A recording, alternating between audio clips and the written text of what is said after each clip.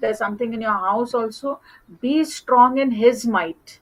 Yeah, it's not by might, not by power, but by my Holy Spirit.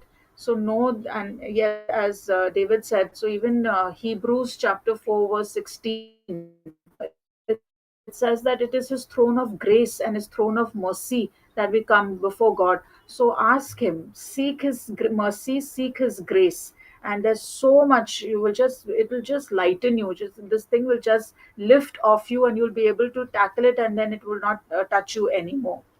Amen. Yes. And if So you're pray, Gush, single, pray for yeah, her. yeah, but if you're all by yourself, that's also a reason where the enemy can attack you because you're all by yourself. You must have the fellowship or the company of other believers to support you and cover you in prayer, right? So you must have some kind of fellowship, some brotherhood, some sisterhood, somewhere. Try and find other believers, okay, that you can connect with. And then again, like I say, the power of agreement. If you pray by yourself, you're going to find that battle and the challenge. But when you join together with other brothers and sisters, and I know Rome is a pure Catholic city, Catholicism is all over Rome. Rome is the center of Catholicism. But in the midst of that, God can send, right, somebody to join up with you in prayer and fasting so that you can break the yokes of bondage. And we come into agreement with you. So, yeah, we're going to pray for Brother Mittal and Sister Mittal for her family, her kids, and everyone, household salvation. Brother Norman as well for his children, and even for the wife. See, Brother Norman says, "Oh, my wife is all hardened and everything." It's the Judas in your life. That wife is there with a hardened heart to crucify your flesh. Okay? So, yeah, we need Judas. We need people with a Yeah. hardened heart to crucify our own flesh, right? They are needed. God positions those people in our lives. And it's like hardcore. And we're like, yes, Lord, I understand why. They are like the thorn in the flesh, right? Like Paul had. Why did he have that? To keep him humble, right? Jesus never delivered Paul from that messenger of Satan. He said, "My grace is sufficient for you." So for Brother Norman, I feel that's your situation. You're like, "Oh my gosh, this situation, I can't handle it. My wife is this and that and whatever." It's that you need to be the one to say, "This is for my benefit, to humble me, to crucify my flesh, right? To break me, so that my children will be blessed. My children will be covered in the blood of Jesus because of my sacrifice, my crucifixion," right? Yeah, what is the question? Andrea has a question. Yeah, I am all alone. I don't know anyone here. All are Catholic, pray to Mary and saints. And she also said right. that she's unable to hear God and she doesn't know why. So, one of the reasons that most of us are unable to hear God is because we don't have repentance, we don't have brokenness over sin. We can just ask the Lord, seek forgiveness, ask the Holy Spirit, have we resisted Him in any way? When we resist the Holy Spirit, no, certain things that the Lord has said, and we just put it behind our minds. It's not important. We think we'll do it later. So we are resisting the Holy Spirit. We have quenched Him. We have grieved Him. Just on a daily basis, when we don't, we're complaining, we're grumbling, we're murmuring, and that is our lifestyle. Then we quench the Holy Spirit. When we get angry, we get irritated, all these things, when it's just a part and parcel of our life, we have not submitted and surrendered to God.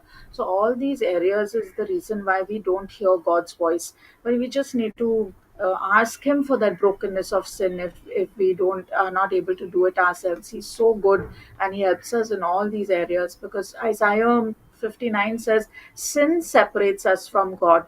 So when we have sin in our life, then that's probably the reason why we are not able to hear God, or that we can read the Bible and the scriptures don't open up for us.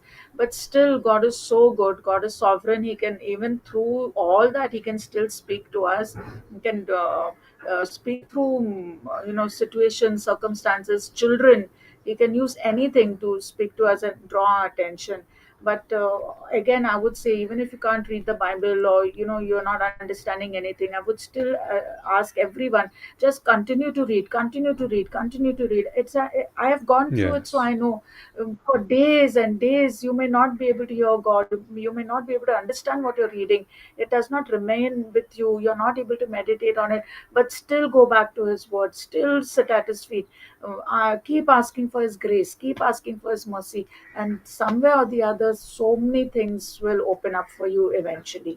It does happen. It's not like God leaves you in darkness.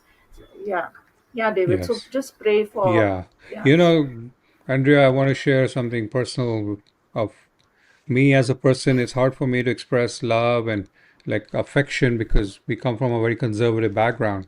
So we are not very affectionate or very open about our emotions and stuff. But once in a while, I've interacted with so many people from all over the world that there are certain individuals that just draws your heart out, right? And then you want to just go and embrace that person. And you don't know why, because that's what God is doing, right? He's moving you with compassion. Right now, I feel that for you. It's like this compassion is the Father's love that is coming for you. That is so like, it's like a floodgates want to open up and the love of God coming like a flood over you, right? Even right now as I'm speaking, right? Just lift your hands to heaven and just say, Father, here I am. Just surrender to the Heavenly Father. It's the love of the Father. It's like it's moving my heart right now. It doesn't happen very often because I'm very hardcore. And it's like, except for my kids, because I love my kids and then they just abuse my love. But the fact is that this love that comes from the Father is so powerful that it heals. The love of God the Father is so powerful. I got saved in that. I got saved in this amazing blanket of love. I want that for you right now, that it just comes upon you. Instead of that spirit of depression coming and all of that happening to you, it's that the Father's love would come upon you in the midst of Catholicism, in the midst of Rome, wherever you're at, right? It's that the Father's love would be expressed in gross darkness. Let His glory rise, right? Arise, shine. Let the glory of the Lord be risen upon thee. So we declare that over you right now. You may feel electricity, you may feel energy, you may feel heat, you may feel the power of God upon you. Just embrace it. Say, here I am, Lord. I come, embrace me, Lord. I know how you say it in Italian. Italian is such a beautiful language. Just express. Italians are so expressive, right? They're so passionate and outgoing, and just they speak it so passionately. Do that with your Heavenly Father, right? Just come to the Heavenly Father and say, here I am, Lord. Say it in Italian, right? Your language is so much more beautiful than the English language. The English language is such a poor language. The Spanish language also is like that. It's a very beautiful language, right? So the Italian language is so beautiful. Just sing in Italian. I love Pavarotti, right? I used to hear, I in my truck, I'm driving around, my kids get mad at me because I turn on Pavarotti because it's so inspiring, right? There's opera taking place all over Italy. Italy is so inspiring. Anywhere you go in Italy, it's inspiring. I don't know how you can be depressed in a place like Italy. Italy is the gorgeous place. It's incredible anywhere you go. Tuscany, you go Venice, you go, right?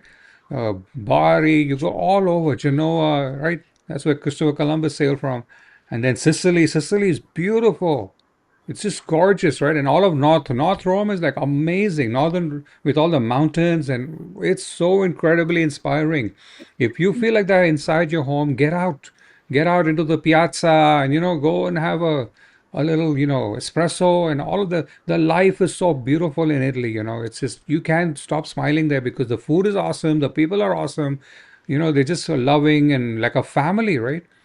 And we don't have that in America. It's all people just blow you off and ignore you and just rude. You're driving and they're giving you hater looks and stuff. It's like, what's going on? America is crazy like that. But Italy, my gosh, I'm surprised, right? But I know it's a spiritual attack, right? It's a demonic attack. You must identify it as a demonic attack.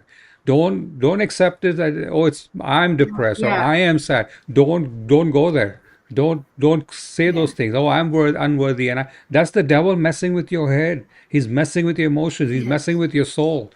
Just shake it off.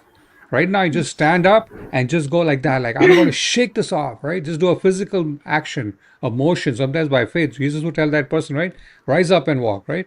He would say, stretch out your hand. So, right now, you should just, if you're sitting, whatever, stand up, jump up, and just shake it off yes, like that. Just do it right now. Just a few times, just shake it off. And literally, things will fall off of you. These are the chains that you need to break free from. You say, here, Lord, I just give it all to you. I surrender completely to you. You're in a beautiful place. Just surrender completely to Jesus. Make him your bridegroom. Make him your lover of your soul, right? Surrender completely and see how when you take one step, he will take the 99 steps towards you. This is your moment. This is the day of your salvation.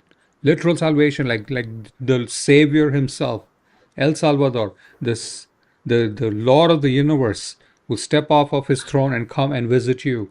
I'm talking about divine visitation, a complete manifestation of the presence and power of God. We're not just preaching religion here. This is relationship.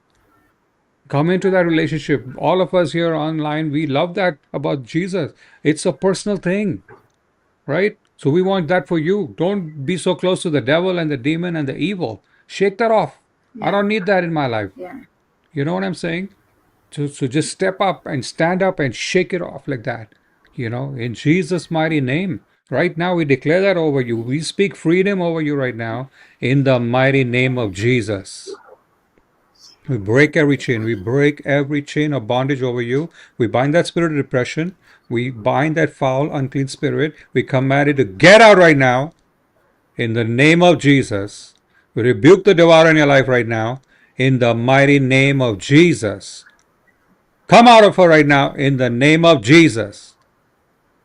We thank you, Lord. We declare the blood of Jesus on you. We cleanse your mind, your soul, your emotions, your thoughts, your spirit, your body, your intentions, your attitude, your vision, your imagination. We just cleanse it in the blood of the Lamb to be sanctified for the King of glory.